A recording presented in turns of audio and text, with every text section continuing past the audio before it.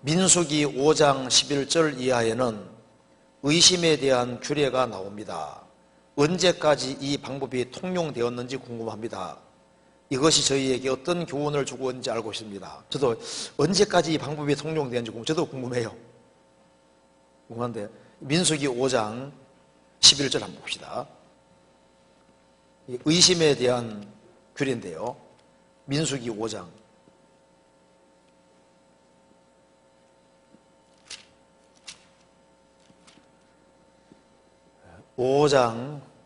11절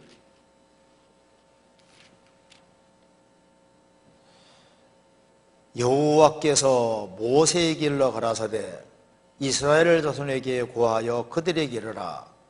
만일 어떤 사람의 아내가 실행하여 남편에게 범죄하고 하여 타인과 정교를 하였으나 그 남편의 눈에 숨겨 드러나지 아니하였고 그 여자의 더러워진 일도 증인도 없고 그가 잡히지도 아니하였어도 그 더러워짐을 인하여 그 남편이 의심이 생겨서 그 아내를 의심하였든지 또는 아내가 더럽히지 아니하였어도 그 남편이 의심이 생겨서 그 아내를 의심하거든 그 아내를 데리고 제사장에게로 가서 그를 위하여 보리가루 에바 10분의 1을 예물로 드리되 그것에 기름도 붓지 말고 유향도 두지 말라. 이는 의심의 소재요 생각하게 하는 소재니 곧 죄악을 생각하게 하는 것이니라.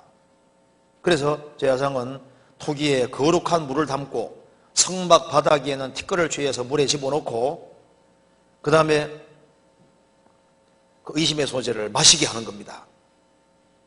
마시게 하는데 죄를 안 지었으면은 문제가 없는데 죄를 지은 것이 확실하면은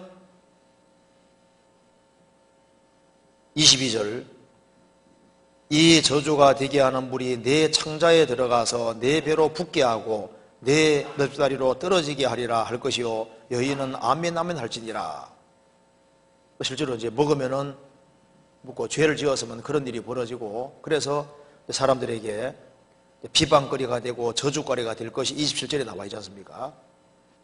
21절에 그 물을 마시온 후에 만일 여인이 몸을 더럽혀서 그 남편에게 범죄하였으면 그 저주가 되게 하는 물이 그의 속에 들어가서 쓰게 되어 그 배가 부으며 그 넙다리가 떨어지리니 그 여인이 그 백성 중에 저주거리가 될 것이니라.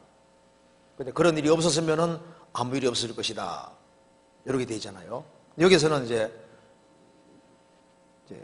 몰래 이 죄에 지었는데 의심이 생겼는데 나중에 이것이 사실로 드러났어도 죽이지는 않았지 않습니까? 근데 이거하고 좀 비교해 봅시다. 신명기 22장 봅시다. 현장에 잡히면 쳐죽이라고 되어 있습니다. 신명기 22장 22절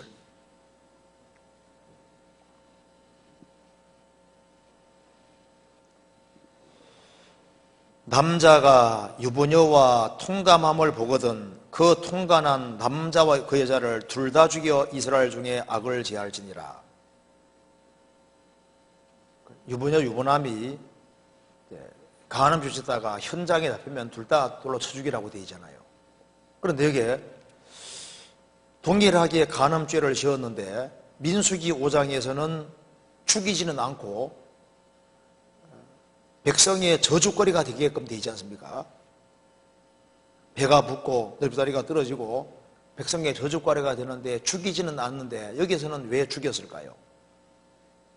먼저 이제 이 법이 언제까지 통용되었는지는 정확히 모르겠는데 여기에 교훈은 될 수 있습니다. 자, 여기서 왜 한쪽은 죽이지는 않고 한쪽에는 쳐 죽였을까요? 그 이유가 있죠. 왜냐하면은 자취를 안 남기는 대표적인 것이 성경에 나와 있는데 그 중에 하나가 남녀가 함께한 자취는 자취를 안 남기도록 되어 있는 거예요. 성경 찾아봅시다. 성경 잠언 찾아봅시다. 30장에 가장 몰래 행해지는 죄가 바로 이겁니다. 잠언 30장 18절에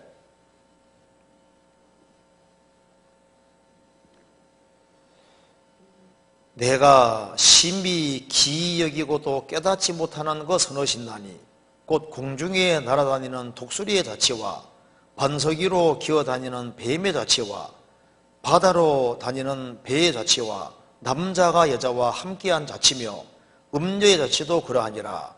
그가 묻고 그 입을 시슴같이 말하기를 내가 악을 행치 아니했다 하느니라.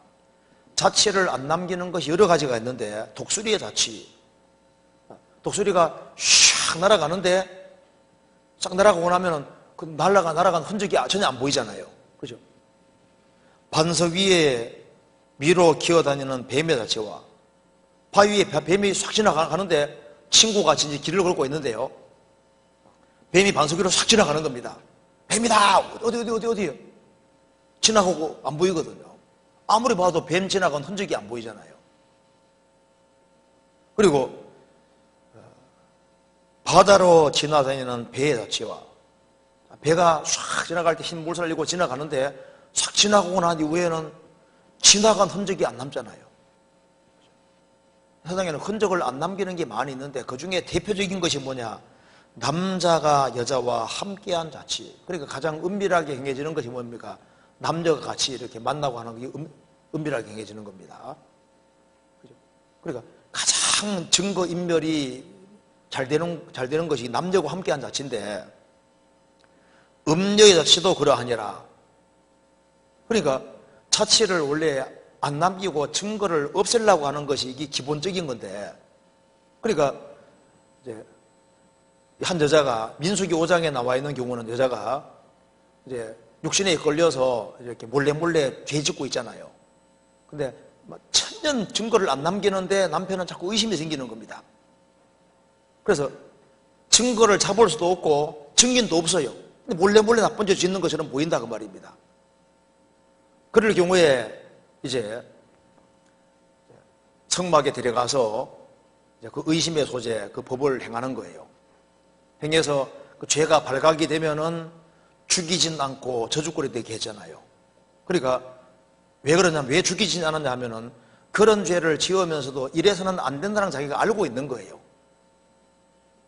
남편 앞에서 이렇게 하면 안 된다는 거 알고 있지만 육신에 끌려서 몰래 이렇게 죄 짓고 있는 거니까 아직은 상습적인 건 아니고 이래서는 안 된다는 걸 계속 알고 있는 상태잖아요. 그런데 유부남 둘이 통관하는 것이 이게 발각이 됐다 그 말입니다. 그 두세 증인에게 발각이 될 경우에는 그거는 상습적인 겁니다.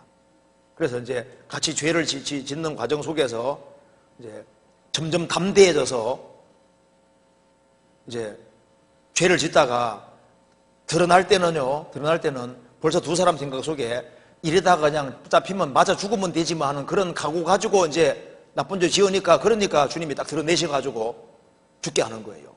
무슨 말이 되시죠? 이스라엘은 하나님이 통치하는 나라인데 거기에서 뭐 돌에 맞아 죽으면 죽지 않은 그런 마음 가지고 이제 담대하게 죄 짓다가 이제 발각되는 거예요. 그러니까 자치를 안 남기도록 되어 있는데 자치를 남기고 아주 대담해지고 그게 두 사람에게 발각되는 그런 경우는요, 그거는 나는 뭐 맞아 죽으면 죽겠다는 각오 가지고 죄 지으니까 그러니까 쳐죽이라고 되어 있는 거예요. 무슨 말이 되시죠? 그러니까 이 성경은 하나님 말씀이기 때문에 하나님이 죄도 저울에 정확히 다시는 분입니다. 그죠? 죄의 경중이라는 게 있습니다. 성경 신명기 22장 봅시다.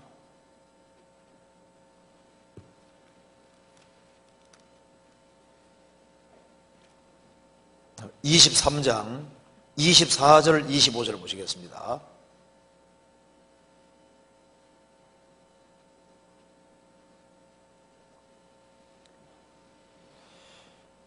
내 이웃의 포도원에 들어갈 때 마음대로 그 포도를 배불리 먹어도 가하니라. 그러나 그릇에 담지 말 것이요, 내 이웃의 곡식밭에 들어갈 때 내가 손으로 그 이삭을 따도 가하니라. 그러나 내 이웃의 곡식밭에 낯을 들지 말지니라.